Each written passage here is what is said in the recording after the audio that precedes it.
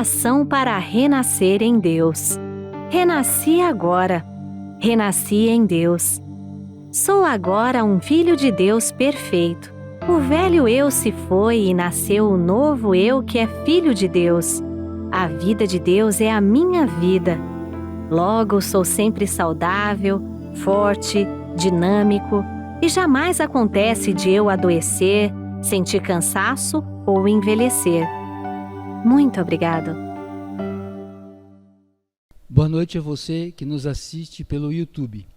Vamos dar início ao bloco de perguntas e respostas. Para isso, convidamos o preletor da sede internacional, Heitor Miyazaki. Muito obrigado. Primeira pergunta. Tenho uma irmã com 73 anos, solteira, aposentada, que está com sobrepeso e dificuldade para caminhar. Ela mora sozinha e solicitou a orientação sobre a causa e possíveis soluções para esse problema. Muito obrigado. Bom, lembrando que as perguntas, o ideal, pode formular, pode fazer as perguntas, mas o ideal é que, quando se trata para a terceira, para uma outra pessoa, é importante que ela participe, assista às aulas, porque para retransmitir tudo aquilo que eu vou falar é meio difícil, né? É difícil a pessoa lembrar tudo. Então, vamos lá.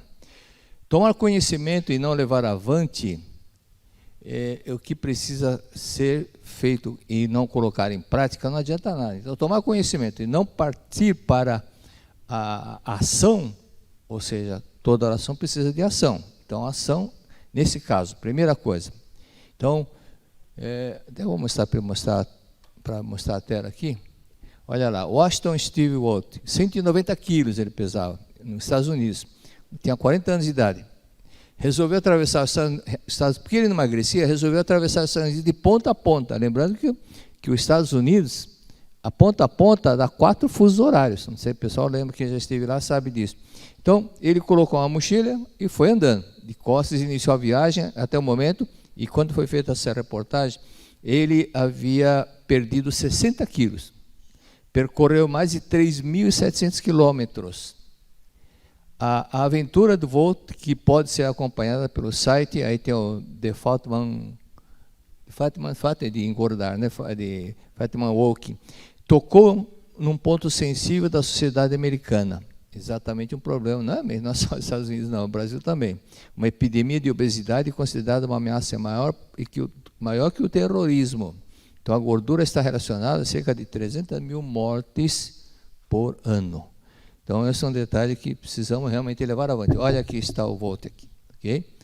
E até tem uma outra passagem, um outro jornal, uma outra emissora, um outro site, que mostra ele sendo entrevistado, porque cada cidade que ele parava, então vinha os repórteres. Ele ficou famoso por andar realmente todo esse percurso. O segundo detalhe é a ação que tem que ser colocado. O primeiro detalhe é coma, aquele verbo, provérbio chinês, lembra? Coma metade, movimente-se mais, caminhe mais. Terceiro, rir mais, que rir emagrece. Quarto, mastigar mais. E aí eu lembrei do Fletcher. Fletcher, ele era muito obeso e criou uma forma de emagrecer mastigando 80 vezes. Então, cada garfada que você der, mastigue 80 vezes. Meu pai falava 40, eu achava muito, mas em 80, né? Então, era para todo o nutriente, toda a proteína que está na comida, ele vai praticamente diluindo. E outro detalhe que é fundamental, esse último item, é imaginar e determinar o peso que você deseja chegar. Você tem que colocar uma meta para você, ou seja, planejamento estratégico. Onde você quer chegar? E o que é preciso fazer para chegar lá? Onde você quer chegar? Pesar tantos quilos. O que é preciso fazer para chegar lá? Você tem que se esforçar e, dentro disso, imaginar, mentalizar você no corpo que você deseja. Agora, normalmente o pessoal faz o contrário. Quando ela está diante do espelho, ao invés de pensar e imaginar que está magro, ela só fica procurando os balãozinhos. Olha como estou gordo, olha como estou gordo, olha como estou gordo. Quando for diante do espelho, encolha a barriga e olhe e grave aquela imagem. Então coloque uma foto de quando você pesava 35 quilos, 40 quilos, né? Coloque do lado para gravar no subconsciente aquela imagem. Ok? Próxima pergunta. Feminino, 43 anos, solteira, sem filhos. Preletor, tenho uma fobia que não consigo parar em nenhum emprego. Começo a trabalhar e fico em pânico do serviço dos colegas. Fico muito triste com essa situação, pois quero ser útil e independente financeiramente. Já li Convite à Prosperidade várias vezes. O que devo fazer? Bom, a resposta para o seu problema não está nesse livro, não. Agora, tem um detalhe: se você não está feliz, não está se sentindo bem, automaticamente fica um clima de instabilidade emocional e as coisas também não vão para frente, ok? Agora, esta fobia, eu acredito que seja aquele estudo que nós fizemos, na verdade, da vida, volume 22, chamado Agorafobia. Então, o Dr. Stickel, aquele citado pelo mestre psicanalista, médico psicanalista, e que curou aquele senhor que não podia sentar. Lembra? Na primeira revista lançada pela Seitione, consta o relato da cura daquele senhor que não podia sentar. Era o próprio Dr. Stickel. Então, ele curou um rapaz com o mesmo problema. No caso, o Dr. Stickel descobriu através dos sonhos que o rapaz tinha, que ele carregava dentro dele uma coisa não confortável. Ou seja, ele imaginou cometer um crime, mas não fez. Mas ficou aquele medo de ser descoberto. Caso ele fizesse, ficou o medo de ser descoberto. Por isso que quando ele ficava diante de muitas pessoas, vinha aquele medo, chamado agorafobia. Então, no seu caso, você que fez a pergunta, um dia você deve ter fantasiado algo não muito, ou não muito moral, ou algo que não era muito correto, mas você não praticou isso, você não fez. Ainda bem que não fez. Mas ficou novamente aquele sentimento de autoacusação, aquele sentimento de que alguém descobrisse que você pensou, chegou a pensar. Então, mas não aconteceu, tudo bem. Por isso que então, agora você tem que trabalhar em cima disso. Não ficar com sentimento de culpa, não fazer a autoacusação e não fazer a autocondenação, que você está fazendo. Sem perceber, mas você está fazendo. Então, o problema não é só com relação a empresas, mas onde houver pessoas, uma certa quantidade de pessoas, você não fica confortável. Com certeza não. Então, essa instabilidade, esse desconforto é por causa disso. Então, procure realmente entender o seguinte: aquele caso que aconteceu com Jesus Cristo, a mulher que foi pega em adultério, os escribas e fariseus, para perturbar Jesus Cristo, sabe, igual agora a época da eleição, um fica perturbando o outro, os candidatos, né? Então, levaram a mulher para Cristo, diante de Cristo, e falou: a lei é apedrejar uma pessoa que foi pega em adultério. E o que o senhor fala? O que o senhor diz aí? E Cristo ficou quieto. Aí perguntaram outra vez. Aí Cristo começou a escrever na areia do chão. Aí ele levantou e falou: tá bom, atire a primeira pedra quem nunca cometeu, quem nunca tem um pecadinho no seu coração, que nunca cometeu um erro. Um olhou para o outro, todo mundo foi embora. Aí só ficou a mulher e Cristo. Aí Cristo falou para a mulher: cadê o pessoal que queria te condenar, queria te apedrejar? Foram embora. Falou: pois é. Ninguém te condenou, nem Deus te condenou, e eu também não vou te condenar. Né? Assim que Cristo falou. Então, por que você está se autocondenando? Esse que é o detalhe. Deus não condena ninguém. Deus não manda ninguém para o inferno. Simplesmente as coisas acontecem dentro da lei. Quem planta colhe, as leis mentais. Né? O medo faz aparecer aquilo que você tem medo, que você teme, mas não é castigo de Deus. Por isso, Cristo disse: nem eu te condeno. Tá ok? Então, procure praticar mais Shinsokan e ver a sua natureza divina. Leia o livro A Humanidade, Isento do Pecado, para diminuir, apagar ainda aquele sentimento de autoacusação, da consciência do pecado, para ficar mais livre, não é verdade? E liberta, disse Cristo. Então, leia 10 vezes cada capítulo. Próxima. A pergunta é: masculino quando faço meditação em Shinsokan, fico muito agitado, nervoso e perturbado. Fico angustiado, contudo gostaria de saber Qual o motivo para tudo isso? Muito obrigado. Bom, aqui novamente esqueceu de colocar a idade e o estado civil. Então ele está mencionando que ele fica, durante a meditação em Shisokan, ele fica muito agitado, muito nervoso. E somente nessa hora, pelo que ele descreveu. Agora pergunto-lhe, você que fez a pergunta, você está lendo a Sutta para os antepassados todos os dias sem falta? A leitura do livro e a Sutra, a chuva de néctar da verdade?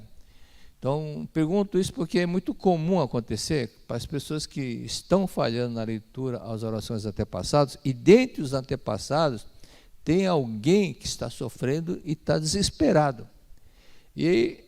Então, quando você vai fazer oração, ele já vem correndo, vai fazer oração, será que vai rezar para mim? E acaba a pessoa, muitas vezes, tendo esse desconforto, esse tipo de situação que você descreveu, e as mãos ficam tremendo. Nesse caso, se começar a tremer as mãos, é bom parar, abrir os olhos, e aí fazer de outra, mudar a forma como você está fazendo, ok? Então, primeiro detalhe, não esqueça de salvar os antepassados.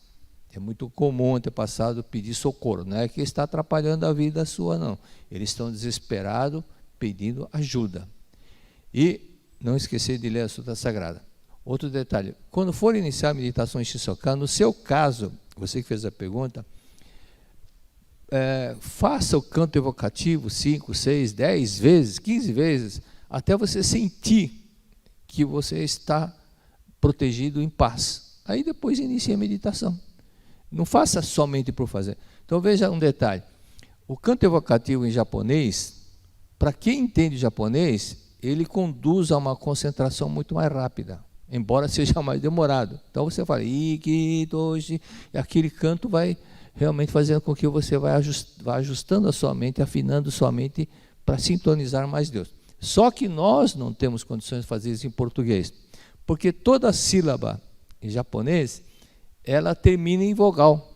Iki, to, shi, i. Então dá para ligar um com o outro, mas o português não, tem palavras que terminam em consoante. Ó Deus, não tem como forçar, não dá para fazer o canto evocativo em português, nem em inglês, muito menos em alemão, que tem mais consoante do que os outros idiomas. Por isso, então, nós somente fazemos entoação.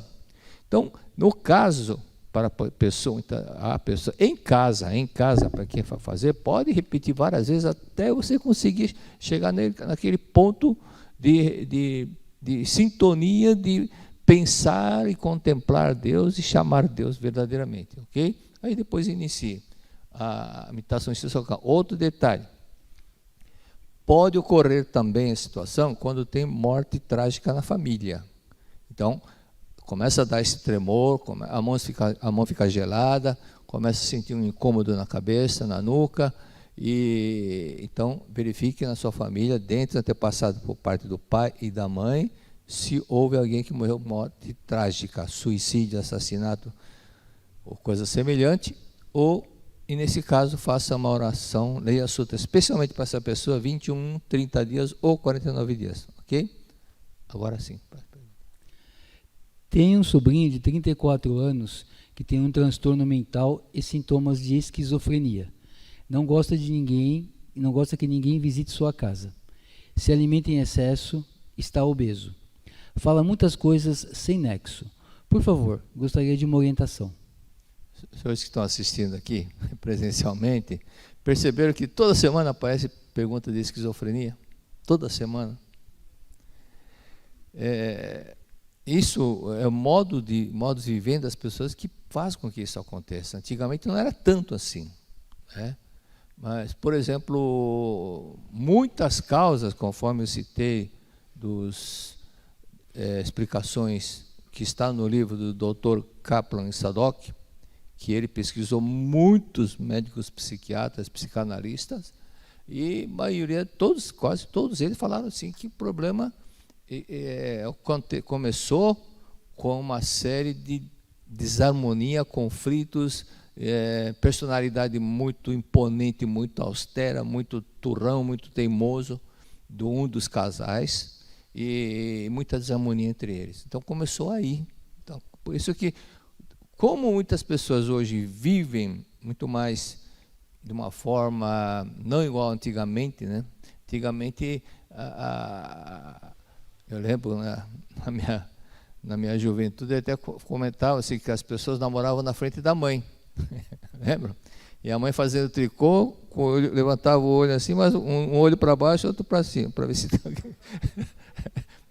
Então ficava um olho no tricô, outro olho na filha. E havia todo um respeito, toda uma situação da educação anterior, né? Mas hoje em dia até estão falando por aí uma coisa absurda de desrespeito à vida, desrespeito aos pais, não tem nada que dar atenção, não sei o que, ensinando coisa errada, e tem gente que começa a seguir essa vida, por isso que não vai para frente, né? Então, convide os pais, aos pais, já que é seu neto, convide os pais desse rapaz a participarem da Seichonoye. Há muitos casos de cura, é neto, né? É sobrinho. Então, convide os pais dele para participar da Seichonoye. Tem muitos casos de cura de esquizofrenia, e eu já citei até alguns casos de pessoas que orientei, e realmente aconteceu no passado desarmonia, e também outra pergunta que eu fiz, a pessoa confirmou, havia também na família pessoa que teve um desvio mental ou tinha esquizofrenia, e que fizesse oração especialmente para essa pessoa que sofreu desse problema, e também na oração dos antepassados, além do capítulo Deus para frente da Sutra Sagrada, lê-se também a revelação divina da grande harmonia. Porque há pessoas que são muito teimosas, muito ego, muito acentuado, muito forte, que mesmo deixando o corpo carnal, continua brigando no mundo espiritual. Isso acontece. Então, a personalidade, assim, que as pessoas ainda não conseguem entender, não conseguem perdoar o outro, e ficam brigando. Isso influi. Quando o casal fica em desarmonia, acontece de manifestar essa instabilidade emocional no filho, como o caso de um casal lá no Japão, que a menina, quando o casal se separou, quando o pai começou a participar da Seichonoye, a filha que tinha esse tipo de problema sarou. Aí ele mandou uma carta para a esposa, que estava casada, morando em outra província, e era para ela participar da Seichonoye. Quando os dois começaram a participar, para praticar, a menina ficou curada. Mas os dois se afastaram da Seichonoye, e novamente a menina voltou a ter crise. E por que voltou a ter crise? Porque novamente, mentalmente, eles continuavam brigando. Então, enquanto estão participando, por isso que é importante a participação das atividades presenciais, que a pessoa ouve, conversa faz aquele trabalho. O ser humano é um ser social, então é importante que haja esse convívio em sociedade, ok? E os pais, no caso, e os pais antepassados tiveram muitos momentos de desarmonia, no caso que eu disse que aconteceu, né? Então, no caso, esse rapaz que eu citei ficou curado. E também averiguar, dentro dos antepassados, que eu falei agora, se teve alguém no antepassado que teve esquizofrenia ou teve problema mental. E também, né, se houve desarmonia entre eles, no passado antigo, os avós brigando muito, coisa parecida, então leia a revelação divina da grande harmonia antes do capítulo Deus. Ok? Próxima pergunta. Mais uma, só mais uma. Feminino, 38 anos, solteira. Em 2016, descobri endometriose no ovário direito. Fiz cirurgia para tirar o cisto. Desde então, tomo anticoncepcional contínuo. Quero muito ter filhos, mas não consigo arrumar um namorado. Por que isso acontece? Qual a orientação? Olha, tem uns que eu me lembro, tem uns 4, 5 casos de pessoas que, na mesma situação sua, mulher, moça, solteira e que tinha problema no ovário. E todas elas ficaram curadas. Duas dessas 4 pessoas, 5 pessoas, 2 o médico havia dito para fazer cirurgia o mais rápido possível. E numa outra para tirar o ovário. E todas se curaram. Então você guarda ressentimento da sua mãe da época que você estava na barriga dela. Uma pergunta, você fez a pergunta, quando ela ficou grávida de você, ela era casada? Ou então desejou que fosse menino?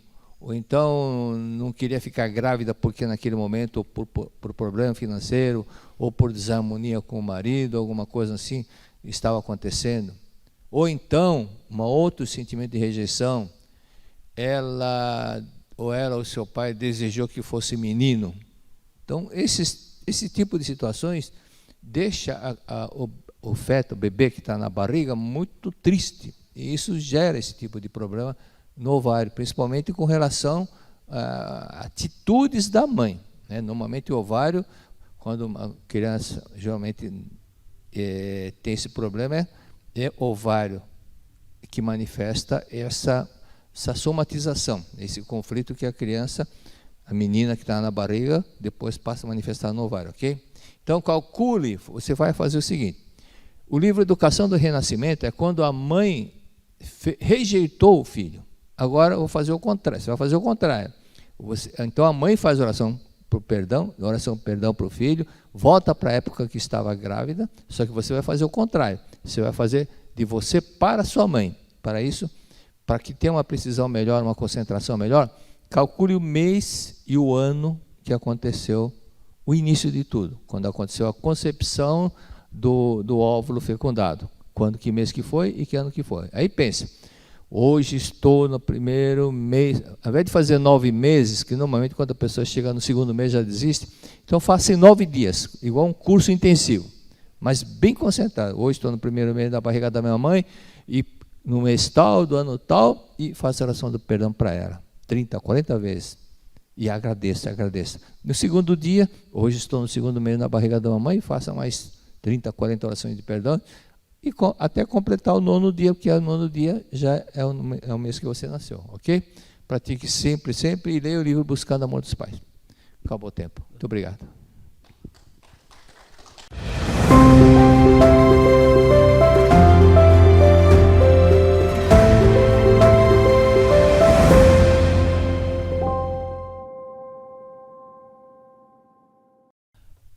Boa noite, novamente.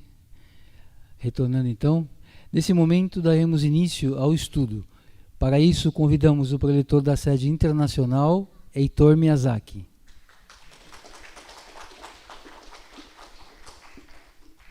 Muito obrigado. Qual o número da aula? 18, né? Então, o abraço hoje vai ser um pouco diferente, das pessoas que deixaram o nome. Lá dos Estados Unidos, Milwaukee, vou falar só o sobrenome aqui, T. Fernandes. E Aracaju, Sergipe, M. Joaquina, S. Teixeira, diz que maravilhoso ouvir SNS, Aceitonoia, só que não colocou de onde é. A Bentivenha, talvez seja parente da Vilma Bentivenha, né? Da cantora Vilma.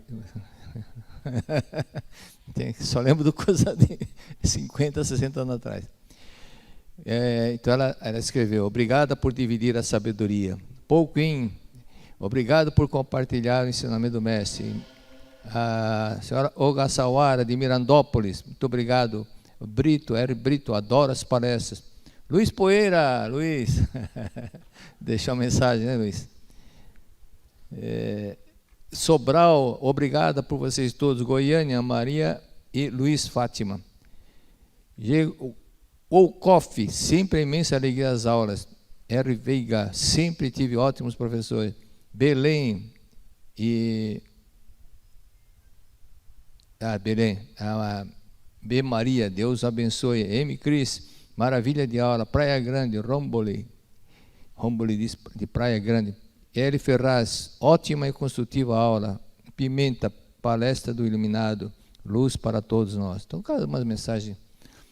Então, vamos para a Verdade da Vida, volume 33, capítulo 5. É muito interessante, até no começo é um pouco profundo, mas é muito, muito bom, agradável, interessante entender o que o mestre citou aqui.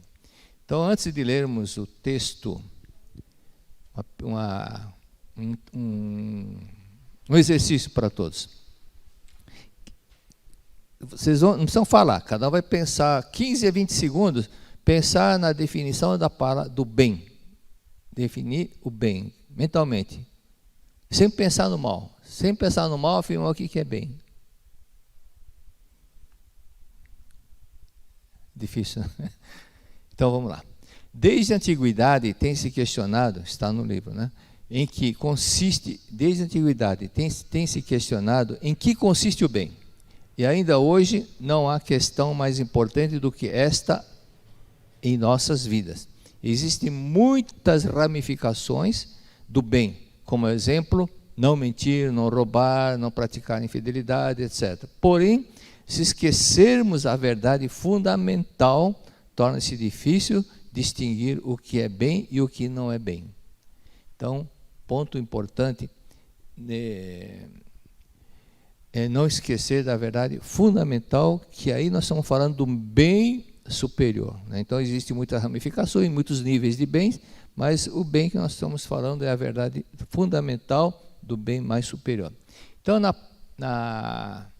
no livro diz o seguinte, o título do livro é Conciliação entre o Bem e a Felicidade, que nós vimos agora, né? Então vamos para a verdade. No segundo parágrafo dessa página diz, qualquer que seja o ato praticado, não devemos julgá-lo bem ou mal. Aí é que está a luta do bem contra o mal, né? Então essa luta do bem contra o mal, tem no outro livro nós estudamos, que na verdade não existe essa, no mundo celestial não existe essa luta do bem contra o mal, porque não existe o mal, porque Deus não criou o mal. Se Deus tivesse criado o mal, estaria no Gênesis capítulo 1. Deus criou o bem e criou o mal, mas não. Deus criou só o bem e achou tudo bom. Então esse é um ponto de partida que nós temos que entender. Qualquer que seja o ato praticado, não devemos julgá-lo bem ou mal, considerando apenas a aparência.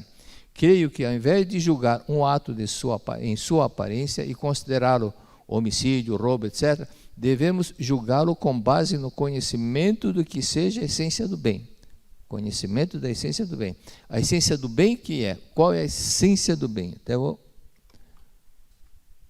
A essência do bem. Então, vai lá, a parte que está grifada lá. Devemos julgá-lo com base no conhecimento do que seja a essência do bem. O néctar do bem. A essência do bem é Deus. Esse é um ponto importante. A essência do bem é Deus. Então vamos recapitular alguns casos. Na Sutra encontramos atributos de Deus: bem, justiça, misericórdia. Lembra do capítulo Deus? Bem, justiça, misericórdia. Mais adiante, a mesma Sutra. Deus, luz de universal sabedoria, bem sem limitação. Então, Deus não é um bem limitado, relativo. É total. Vida sem limitação. E mais para frente, na mesma Sutra. Deus é onipresente substância, por isso, unicamente o bem é força. Unicamente o bem é vida. Unicamente o bem é realidade.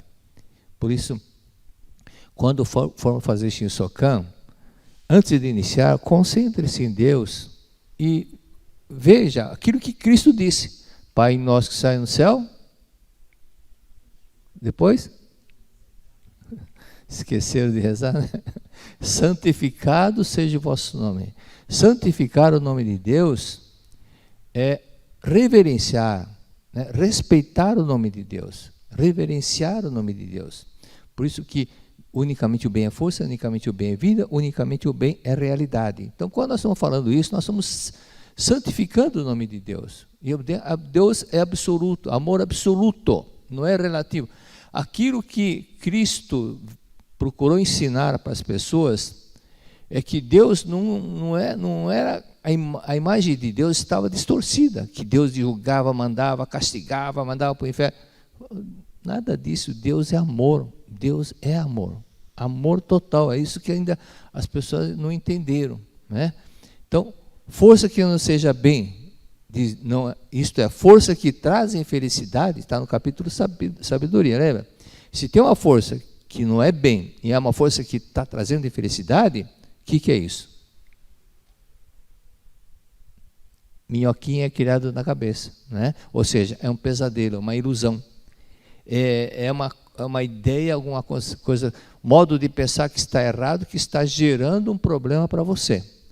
Vida que não seja bem, isto é, a doença, não passa de pesadelo. Porque Deus não criou.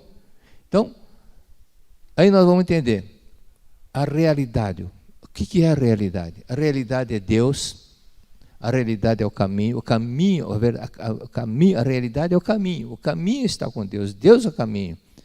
Então, a realidade é que é a vida de Deus. E a vida de Deus não tem princípio nem fim. Ou seja, quando as pessoas perguntam, se Deus criou o mundo, o universo, quem criou Deus? Pensamento do cérebro, porque Deus sempre existiu. Sempre existiu. Ninguém criou Deus. Sempre existiu. Tá? Então, as coisas na Terra, as transformações que aconteceram no universo, isso é fenomênico, não é uma coisa... Não é o mundo celestial. O mundo celestial não tem nada a ver com a matéria. Força que não seja bem, se a força que traz felicidade, é pesadelo. Vida que não seja bem, é pesadelo. Então, nós temos que compreender que tudo que não for bem, tudo que não for perfeito, amor, como doença, sofrimento, angústia, infelicidade em geral, ocorre no mundo fenomênico como uma situação desagradável. Então, nosso pensamento, quando não é bom, nós criamos uma aura de uma cor desagradável, se o seu pensamento, se você está mentalmente vibrando uma coisa não agradável. Por isso que a aura também é projeção da mente que está em... A aura cinzenta, por exemplo, é projeção da mente que está em desarmonia, em conflito. Mas quando a pessoa tem a pureza no coração, a aura é bem clarinha, né? com azul ou branca, isso de acordo com a vibração mental de cada um. Por isso que no mundo fenomênico, no mundo físico e no mundo espiritual, as coisas são tudo coisas, projeção da mente do homem. Mas no mundo celestial, por isso que não é projeção da mente do homem. Ali está perfeito. Esse é o motivo que o mestre fala. Você não deve rezar pensando em modificar o mundo celestial, que lá está tudo perfeito, não tem nada que modificar. Deus não erra, e Deus nunca errou. Então, simplesmente aquilo que Cristo disse, que seja feita a vossa vontade, como na terra, aqui na terra, como já existe no céu. No céu está perfeito, Deus. Faça manifestar a perfeição, a bondade, o amor, como já existe no mundo celestial. Então, é o ser humano em ilusão que projeta o sofrimento. E no parágrafo 3º, na página 99, diz o seguinte: a vida do ser humano é a manifestação da vida de Deus, que habita em seu interior. A vida do ser humano, né, nossa, é a manifestação da vida de Deus que habita no seu interior. É aquela explicação do pão nosso de cada dia, que Deus nos dá e que nos alimenta. É o pão nosso de cada dia, é a vida de Deus que está em nós. É a vida de Deus que faz o coração palpitar. Essa vida de Deus, por isso que Cristo disse, o reino de Deus está dentro de vós. A vida de Deus está dentro de cada um. Só que as pessoas esquecem e se vê como ser material, como ser animal, né? Mas aí fala que nós somos descendentes de macaco. Não. Que Cristo disse para Nicodemos, que veio da carne é carne, que veio do espírito é espírito. Mas nossa vida é a vida perfeita de Deus. Por isso, nossa vida manifesta-se como expressão da vida de Deus, que existe em nós, do mesmo modo que as flores desabrocham como manifestação da vida interior da planta. Essa vida, quem acreditava que essa vida perfeita de Deus está em todo mundo? Quem foi? Jesus Cristo. Por isso que ele disse, aquele que crê em mim fará as obras que eu fiz, ou muito mais ainda. Se acreditar que a vida dele é perfeita, ele vai ter condições de fazer aquilo que Cristo fez, ou ainda muito mais. Só que como as pessoas não entenderam isso, ainda se julgam sempre como um resto, como lixo, que é fruto do pecado, nasceu por acaso, nasceu para pagar pecado de Adão e Eva. Então, em vez de valorizar a própria vida, ele considera a sua vida um lixo, um resto. Por isso que não ama a si próprio, não amando a si próprio, não ama o outro também, né? Então, a base da parte moral é você entender quem é você. Eu sou a própria vida de Deus. Por isso, quando for orar para alguém, para o filho, neto, sempre contemplar a vida de Deus, para que manifeste a vida de Deus. Manifeste a perfeição, né? Uma das recitações que é bom fazer, manifesta a perfeição, saúde, perfeição, harmonia, só concentrar nisso. E aquele caso que está no primeiro capítulo do meu livro novo, aí, a Oração Tem Força, a Oração Tem Poder, é exatamente isso. Os vícios das pessoas não desaparecem porque a pessoa acredita que é viciado, esquecendo que ele é vida de Deus, que é vida perfeita de Deus. E quando eu disse para aquela senhora, repita 5.000 vezes por dia, todas as pessoas que fizeram isso, como aquela senhora de Rio Preto, o nome dela é Sônia, pretora Sônia, e ela pensou, a cara de show, eu faço, meu marido fuma 4 maços de cigarro por dia. Sabe o que é 4 maços? 80 cigarros por dia. A única coisa que economizava é fósforo, né? Eu sei disso porque meu pai chegou a fumar 4 maços por dia. Fumou 4 maços. E fica aquele hábito, aquele vício. Mas aí eu falei, aí ela falou, além disso, ele é viciado em jogos, baralho, e tinha mais um. Eu falei, a senhora está vendo o seu marido como viciado. A senhora fala que eu sou filha de Deus, mas está esquecendo que ele é filho de Deus. Está esquecendo que nele aloja a vida perfeita de Deus. A senhora precisa acreditar nisso. Então, pratique o poder da oração. Seja o poder da oração. Repita 5.000 vezes por dia. Repetindo 5.000 vezes por dia, repetindo. Você passa a acreditar. Foi um filósofo ou psicólogo alemão que ele disse o seguinte: uma mentira contada 1.000 vezes, a pessoa passa a acreditar que é verdade. Porque o subconsciente registra aquilo e a pessoa já não acha como estranho, ela passa a acreditar. Então, basta repetir que você vai acreditar. Então, um exemplo. Quanto que é 4 vezes 4? Não é 10, não? Tu vai dar risada. Fala, imagine 10. Mas por que essa certeza se não fizeram conta? Porque gravaram, repetiram, então ficou bem forte. Então repita as palavras da verdade. Por isso que Cristo disse, guardai os ensinamentos, guardai, fique com ele, não fique só na parte superficial. Por isso que as pessoas falam, eu conheço, mas só superficialmente, mas não gravou, não registrou.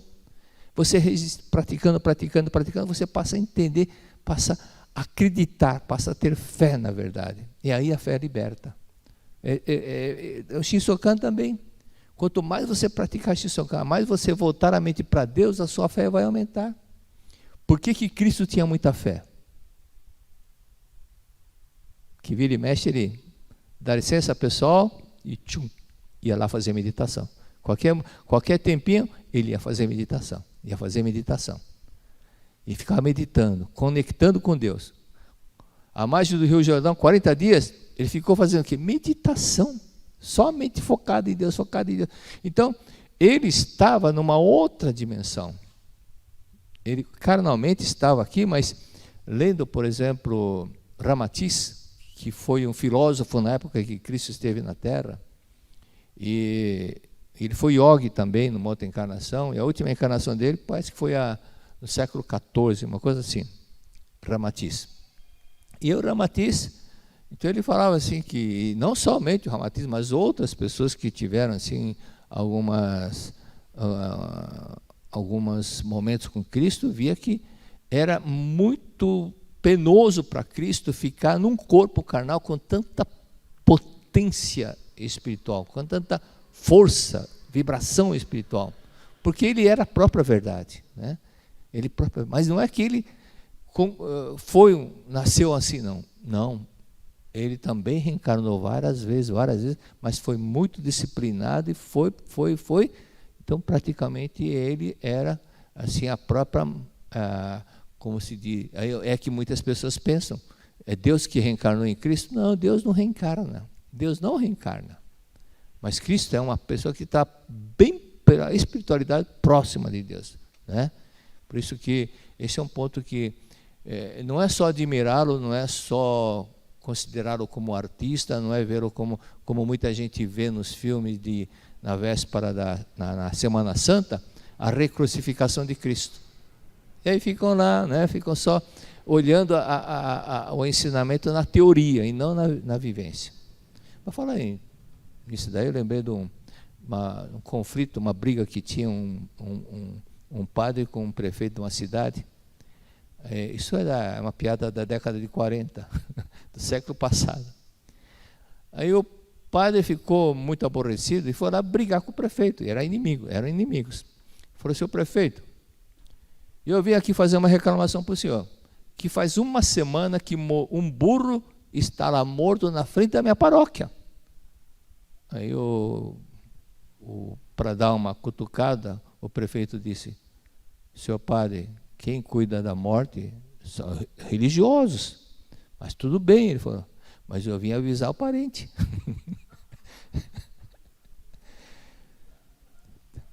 Quem é você? Você é a manifestação da vida de Deus, né? Manifestação da vida de Deus. É lógico que não aconteceu isso, não. Mas ilusão. Então, quando a pessoa ainda não está entendendo a verdade, ele está em ilusão. Quando não entendeu e começa a dar coisa errada, porque tem a ilusão em alguma coisa.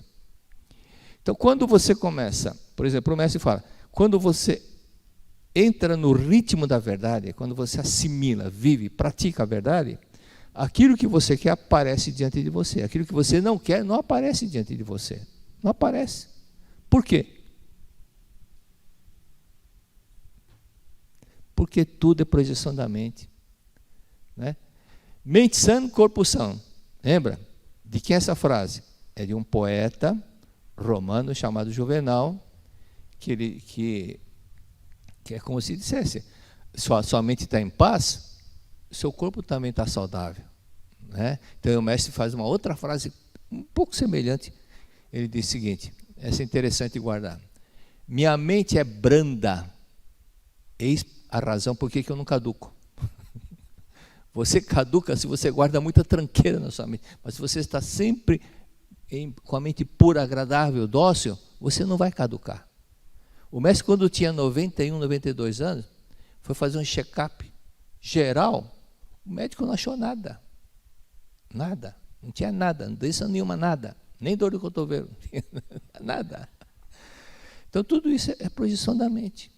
Por isso que na Sutra Sagrada é escrito, se você deseja mudar, melhorar o mundo da projeção, deveis purificar a matriz da mente. Então, nessa purificação, exatamente quando as perguntas que surgem, lembra que eu falo para fazer a oração do perdão, prática do agradecimento, oração do perdão 30, 40 vezes por dia, para se purificar. Purificar do quê? Tirar a mágoa, tirar o rancor, o ódio, o ressentimento. Deixe em paz o seu coração, aprender a perdoar. Mas o ego não. O ego quer vingança, o ego quer competir, o ego quer vencer. Mas Cristo disse, não olha para isso. Não. Primeiro, uma ocasião ele disse, não dê pérolas para porcos, não dá bola para... Né? E outro momento ele falou, se alguém te bater na face direita, dê à esquerda. Se pedir a túnica, dá. Pedir para dar 1000 passos, dá 1000 mais 1000. Ou seja, não resistais ao mal. É difícil? É difícil, porque você mexe com o seu ego. Mas aí é que eu lembro muito do Dr. Khaled, aquela palestra que nós participamos lá nos Estados Unidos, e foi convidado aquele maior estudioso do islamismo no mundo, um dos maiores, né? Não dá para saber se é o maior. Então ele disse, eu vivo no meio dos livros, porque eu tenho 40 mil livros em casa, tudo do islamismo. E todo ano ele ia para o Oriente Médio comprar livros. A quantidade de livros que ele comprava, ele tinha que despachar em navio, porque comprava 150, 200 livros cada vez que ia para lá. E ele é professor do islamismo na faculdade. Mas quando aparece que ele falou, que ele fez, então ele falou, né, esses islâmicos que ficam soltando bomba, matando as pessoas, eles não entenderam o verdadeiro islamismo.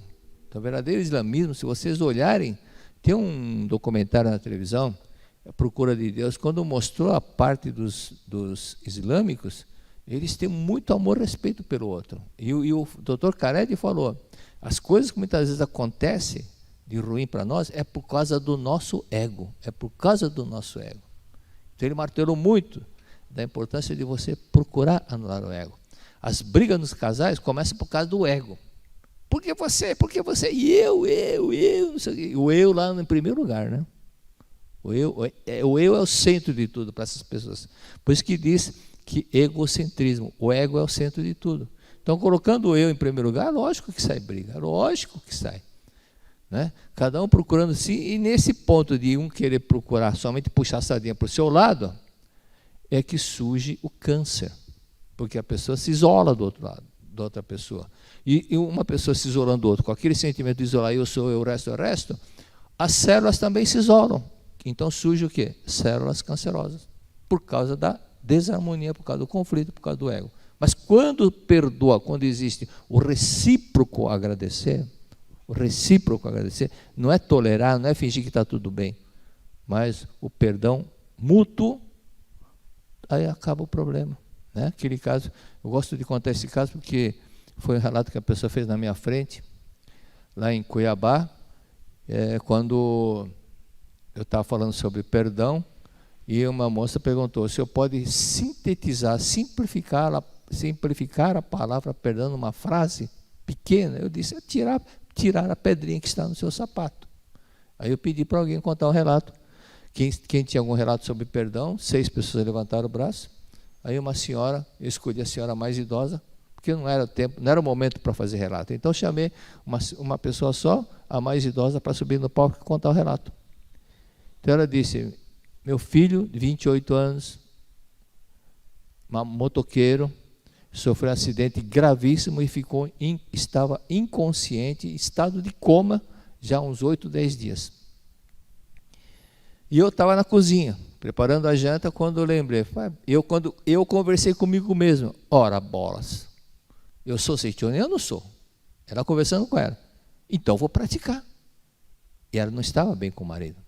Largou todas as coisas que estava fazendo na cozinha, foi até a sala onde o marido estava vendo televisão, se ajoelhou e disse: querido, me perdoe, me perdoe.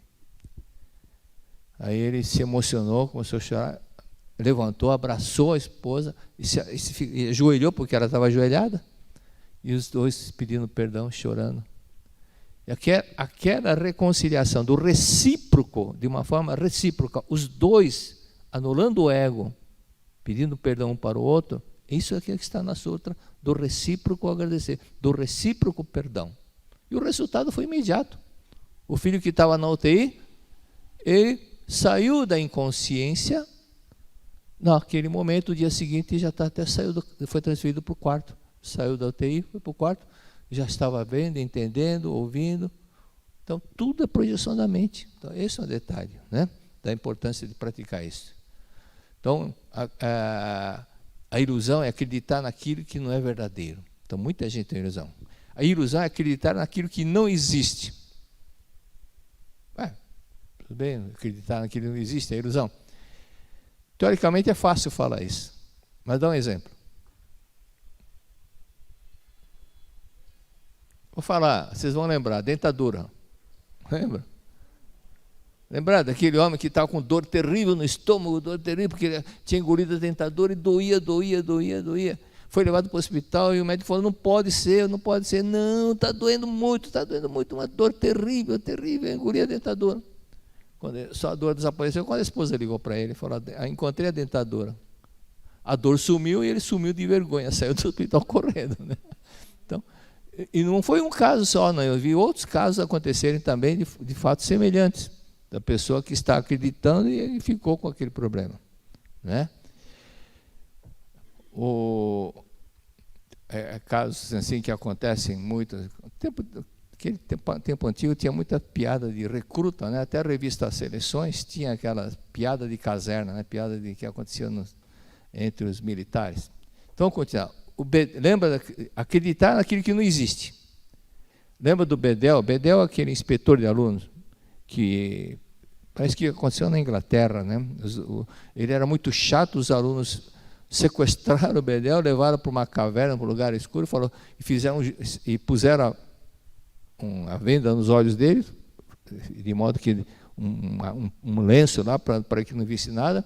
Aí tinha o promotor, tinha o juiz, tinha o promotor, tinha o advogado e tinha o juiz. E começaram a simular um julgamento. Não, porque e no fim,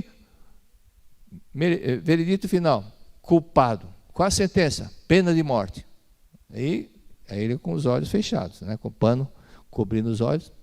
Então, pena de morte. E ele aí já começou a ficar desesperado. Tá bom, aí o rapaz pegou uma faca, um ferro, qualquer coisa, fingiu que estava molando a espada. Então vai ser morto por degola. Nós vamos cortar o pescoço dele.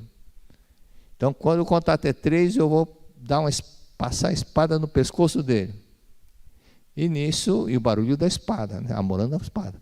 E molharam o quê? Uma toalha, apertaram a toalha, e na hora que ele bateu com a toalha no pescoço, ele morreu. Acreditou naquilo que não é verdade. Isso é ilusão, né? Acreditar que não é verdade. Na verdade, era só uma toalha molhada. Outro caso de ilusão, acreditar que não é verdade, acreditar que ele não existe. Isso aconteceu na empresa que eu trabalhei. Tinha um senhor que trabalhou lá, e ele ocupava um cargo, era um dos diretores, e ele era argentino.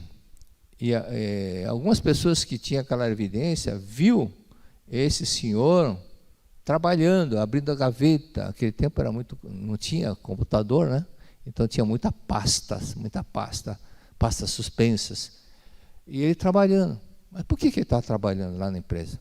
Porque ele acreditava que estava vivo, que ele estava ainda funcionário da empresa, que ele era diretor da empresa. Mas é uma ilusão. Ele estava em ilusão, não sabia que já tinha morrido.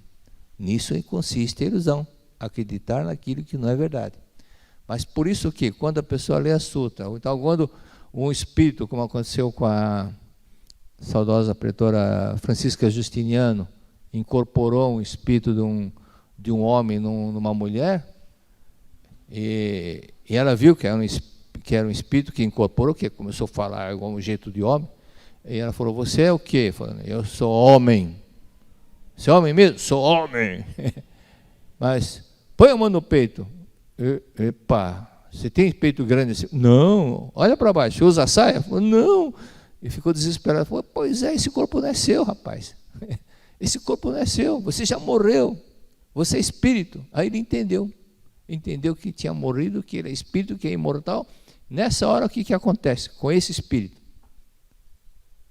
Ele passa a ver luz. Porque é um esclarecimento, é aquilo que está na Sutra Sagrada. Ocorrendo o despertar espiritual, imediatamente esse mundo se transforma num mundo pleno de luz. E a pessoa passa a ver luz. Então, é por isso que aqueles que estão em ilusão encobrem, né? Encobrem tudo e não vê. Então, aquela definição da Sutra Sagrada, o capítulo Sabedoria, chama-se ilusão porque está totalmente fora, em ilusão. Chama-se pecado por se encobrir, né? Então ele se encobre, ou seja, ele está ele está escondendo, não está vendo luz, por isso que não vê luz. Ele está se escondendo, não está vendo a sua própria natureza, mas quando ele sabe que ele é a própria vida de Deus, ele passa a ver luz, porque todos nós somos luzes. Cristo não falou isso no Sermão da Montanha? Vós sois a luz do mundo. Vós sois a luz do mundo. Então, quando a pessoa entende, então eu sou filho de Deus, sou vida de Deus, sou a própria luz. Eu sou a própria luz. Então, é esse momento que tudo fica claro para essa pessoa que chegou nessa compreensão. Você se libertou daquilo que estava te amarrando. Por isso que chama libertar ou iluminar, é o mesmo sentido, no sentido religioso é a mesma coisa. Você alcançou a libertação, se libertou da ilusão, você se libertou dos pensamentos errôneos, né? Você alcançou o despertar. O despertar, alcançar a iluminação é a mesma coisa, ok? É imprescindível conhecer essa verdade fundamental. Então, a verdade fundamental, exatamente que nós no início da aula, é compreender quem é você, que você é essa vida perfeita de Deus. Pois, conhecendo-a, compreenderemos naturalmente a finalidade da nossa existência. Vamos compreender naturalmente a finalidade da nossa. Compreendendo que nós somos filhos de Deus, essa verdade fundamental, vocês vão entender por que nós viemos para a Terra. Viemos para entender gradativamente. Então, o que está lembra que nós estudamos a verdade da vida, volume 1? Princípio básico da vida. Qual é o princípio básico? Nós temos as leis da vida, a lei da matéria, a lei da mente, a lei do espírito, certo? E da lei da vida, qual é o princípio básico? Palavra-chave. Qual o princípio, ponto principal da vida, a característica da vida? Evoluir. Evoluir. Você pega uma semente, até fizeram os testes com semente que foi de 100 anos, 200 anos, plantaram e nasceu, germinou, né? Então, o princípio da vida é evoluir. Esse é o princípio básico da vida. Essa é a característica da vida. E na verdade, vamos mostrar um pouquinho, vai. Está aqui, ó. Vocês não estavam vendo, né? Então, aqui está o nosso amigo bichinho de goiaba. Está vendo? O bichinho de goiaba. Daqui 5.000 anos, esse bichinho de goiaba vai continuar reencarnando como bichinho de goiaba? Não. Não, porque isso contraria a lei da vida, que é evoluir. Ele tem que evoluir, tem que evoluir. Tem que evoluir. Vamos estudar um pouquinho, então, o capítulo Mistério da Vida da Verdade Suplementar. Então, leia o seguinte texto. Vamos ler. O mundo das rochas e dos minerais está em constante atividade e nele atua a lei do desenvolvimento. Olha lá. O que está falando? Rochas e minerais. Está em constante atividade e nele atua a lei do desenvolvimento. O princípio da vida que é evoluir. Esse desenvolvimento é extremamente lento. Nós não percebemos que está tendo um desenvolvimento, mas é imperceptível aos olhos nus. É muito, muito lento. Mas a diferença do ritmo dependendo do mineral. Aí na página 99 diz o seguinte: dentre os vegetais existem aqueles que rastejam, que andam, que correm, que sobem, que voam, que dirigem alimentos, que digerem alimentos tais como animais, que captam presas usando o método de armadilhas, extremamente engenhoso, que possuem um sistema neurológico, está falando de plantas, hein? Vegetais, que tem um sistema neurológico tão sensível que reage a um simples toque, está falando do quê? Daqui a pouco nós vamos ver. Ou então que possui uma faculdade misteriosa de ver, ouvir e se adaptar ao ambiente em que vivem. Nós estamos falando da planta carnívora, que é vegetal, mas já está quase animal. Então significa o quê? Que ele deixou de ser um simples vegetal. Na planta tem vida? Tem.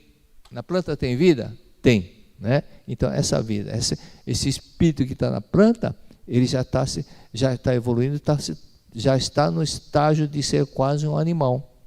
Porque que aqui, ó, por exemplo, olha aqui, ó, na esquerda. Aqui tem um inseto, está vendo que tem um inseto? Quando o inseto vai lá e tem uma armadilha, né? A armadilha é um néctar, alguma coisa assim, que ele é atraído para lá, e na hora que a planta percebe que tem um inseto, ele fecha. É planta, mas é uma planta meio já com sensibilidade igual ao animal. E aqui também, aqui é outro tipo. Aqui quando cai aqui dentro, atraído pelo cheiro, pelo odor, pelo néctar, essa tampinha aqui fecha. E aquele alimento, aquele inseto é digerido. É planta, mas é agindo com o animal. Então, te percebe que está evoluindo. Então, as etapas do mundo. Agora vamos lá. As etapas do mundo. Primeiro é mineral. Ele passa para vegetal. Vegetal, como aquelas plantas carnívoras, depois a etapa seguinte é animal. E o animal, a etapa seguinte é humano. Por isso que entre animais também tem aqueles que são bem rústicos, bem grosseiros, que só pensam nele como chupim, mas tem aqueles que são como cachorro, que tem uma sensibilidade, que tem gratidão, né?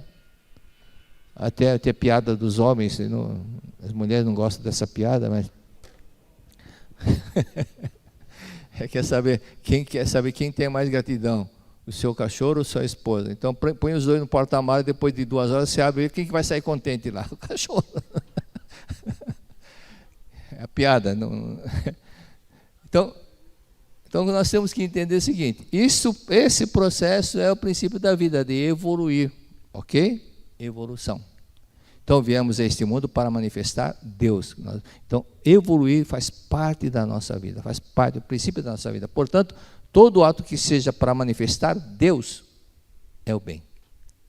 É o bem. Então, o ser humano também, à medida que ele vai evoluindo, ele passa a manifestar mais amor. Enquanto ele ainda é grosseiro, egoísta, irresponsável, ainda é um espírito muito baixo. Mas à medida que ele passa a ter amor próximo, passa a ter responsabilidade, bom senso, tudo isso mostra que está manifestando Deus. Acabou o tempo. Muito obrigado.